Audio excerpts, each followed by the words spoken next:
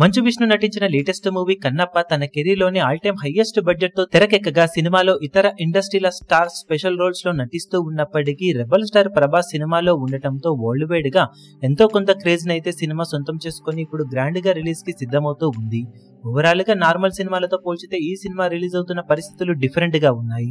వేరే సినిమాలకు రిలీజ్ కి ముందే నాన్ థియేట్రికల్ బిజినెస్ లు అన్ని కంప్లీట్ అయ్యి థియేట్రికల్ బిజినెస్ కూడా స్టడీగా అవుతూ ఉంటాయి. కానీ కన్నప్ప సినిమా విషయానికి వచ్చేసరికి ఓవరాల్ గా ఎలాంటి నాన్ థియేట్రికల్ బిజినెస్ లాంటివి జరగలేదు. దాంతో సినిమా మీద నమ్మకంతో మంచు విష్ణు రిలీజ్ తర్వాతే నాన్ థియేట్రికల్ రైట్స్ ను అమ్మాలని డిసైడ్ అయ్యాడు. ఇక సినిమా థియేట్రికల్ బిజినెస్ కూడా ఎక్కడా జరగలేదు. దాంతో సినిమాను ఆల్మోస్ట్ అన్ని ఏరియాలలో కూడా ఓన్ గానే రిలీజ్ చేస్తూ కంప్లీట్ గా ప్రెజర్ మొత్తాన్ని తన భుజానపైనే మోస్తున్నాడు మంచు విష్ణు. ఓవరాల్ గా సినిమా ముందు 100 కోట్లకు పైగా బడ్జెట్ తో తెరకెక్కిందని అనుకున్నా ఫైనల్ లెక్క 180 కోట్ల రేంజ్ దాకా ఉంటుందని అంటున్నారు. సినిమా రిలీజ్ తర్వాత నాన్ థియేట్రికల్ డబ్బింగ్ శాటిలైట్ ఇలా అన్ని కలుపుకొని డీసెంట్ టాక్ ను సొంతం చేసుకున్న 80 నుండి 100 కోట్ల రేంజ్ లో రికవరీని దక్కించుకునే అవకాశం ఉంటుందని చెప్పవచ్చు. దాంతో బడ్జెట్ లో మిగిలిన అమౌంట్ అయిన 85 నుండి 90 కోట్ల రేంజ్ వర్త్ కలెక్షన్లను షేర్ రూపంలో సినిమా సొంతం చేసుకుంటేనే బాక్సాఫీస్ దగ్గర డీసెంట్ గా విజయాన్ని అందుకుందని చెప్పవచ్చు అని ట్రేడ్ వర్గాల అంచనా.